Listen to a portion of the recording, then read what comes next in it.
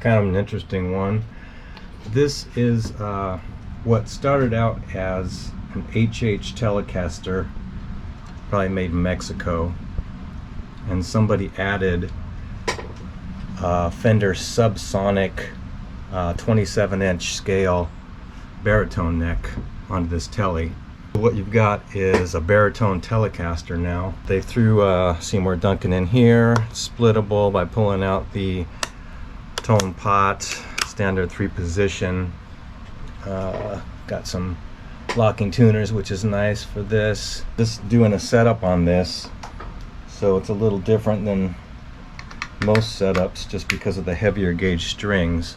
If you're going to do a setup on a baritone, one of the first things you're going to have to figure out is what gauge strings you want to put on it, because if you do a search for like baritone guitar strings, you're going to see a whole bunch of different gauges out there. Normally, if I had a baritone to do a setup on, I would probably do the most standard baritone tuning, which is B, E, A, D, F sharp, B. But the buyer of this guitar, somebody bought it from me, and he wants what I guess he calls drop A, which is the same tuning, that same baritone tuning. He just tunes the lowest string down a full step to an A. I can still do the setup, just got to make sure the strings sound okay. The gauge that's on here seems to work okay with that tuning. Let me just play it for a second. And they're a little loose feeling, but that's kind of comes with the territory. And I guess this tuning, if you were to compare it to a standard tuned guitar, it's the same exact tuning as if you took your low E string and tuned it down a step. So a lot of songs in D would sound good because you could play that big open D chord.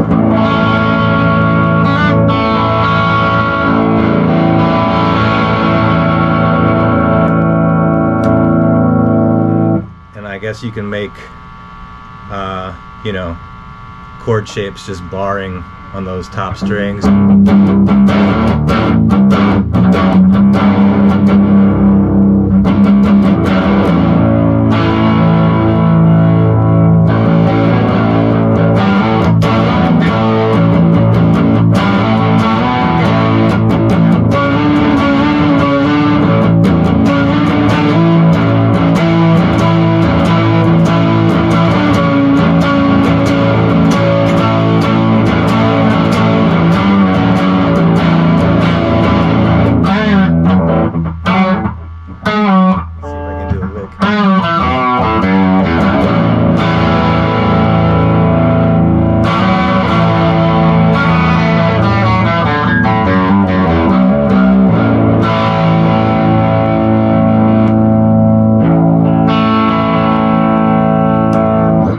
Playing through an amp that's really the right amp for something that's putting out these low frequencies. So, but yeah, it seems to play okay with these gauge strings on it. And I'm just gonna start going through a setup, see how it goes. And just to clarify a little bit more about the string gauge thing I was talking about, the thing you're gonna see is like just going online and doing a search for baritone 6-string. I see that Ernie Ball makes a set that's like 72 to 13, which is a bit heavier than what's on here. But then I also see some that are similar to this one that goes 64 to 14. Yeah, I think figuring out what tuning you're going to be setting one up at, and then figuring out what strings are going to work with that tuning are kind of like the very first thing you have to do.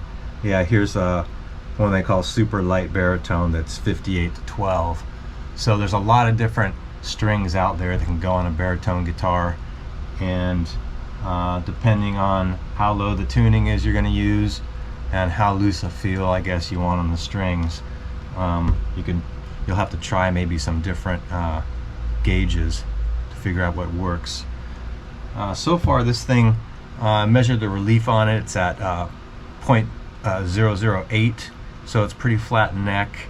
The action's decent, and it's playing well all over the neck. About the only thing I didn't like was the G string sounded a little dead, and it's because the nut was cut a little wide there, so it's got a nut slot that's letting it kind of buzz and rattle a little bit. So I'm gonna do a super glue baking soda fix on that one nut slot and then recut it, and then hopefully that G string will sound a little better.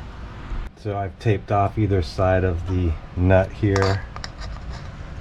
Most of you are probably familiar with this process. Somebody cut this nut, and the slot that would normally be the G string on a standard 6-string, it's kind of a little wide, kind of allowing for that string to rattle in there. Just a little drop should do it. Have your towel, some paper towel ready to wipe up the excess.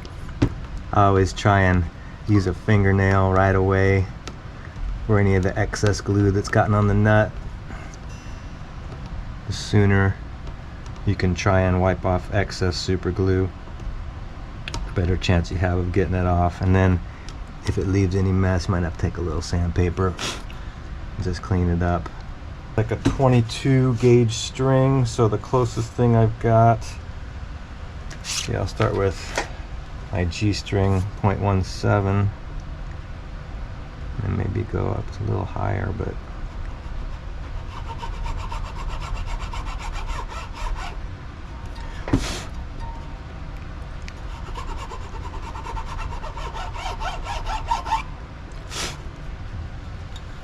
you want to check soon in the process so you don't cut too low. And I got lots of ways to go here. Let's see how this sounds. It's still high in the slot, but it already sounds better. It was sounding just real dead because there was some vibration in the slot and kind of rattling going on, and it wasn't allowing the string to ring when you played it open. Now getting pretty close. Still sounding pretty good.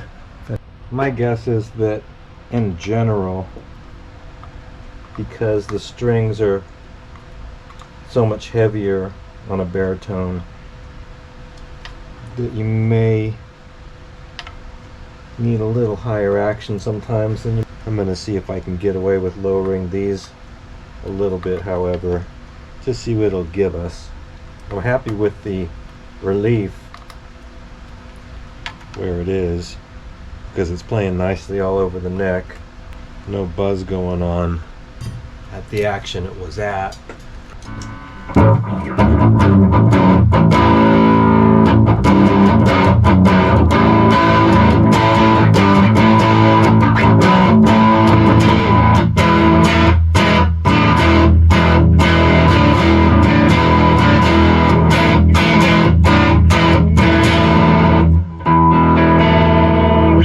Do that intonation.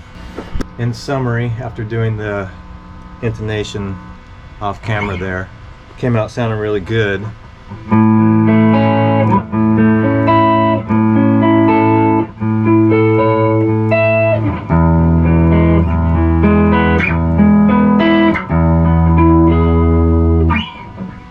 The intonation came out spot on, and I'd say doing a baritone setup, there's really no difference from doing your standard 6-string setup. The only thing you gotta contend with is finding the right gauge of strings that's gonna allow it to play nicely for whatever baritone tuning you're gonna use, and there's a lot of them out there. Because depending on the gauge of the strings is gonna really change how you set up the guitar. If they're super thick, heavy gauge strings, the setup's going to be different than if they're light gauge, and you're probably going to have to allow for more string vibration, and that could mean a little more relief in the neck, possibly a little higher action to allow those strings to ring. But yeah, that's about it. That's how I ended up on this 27-inch scale Tele.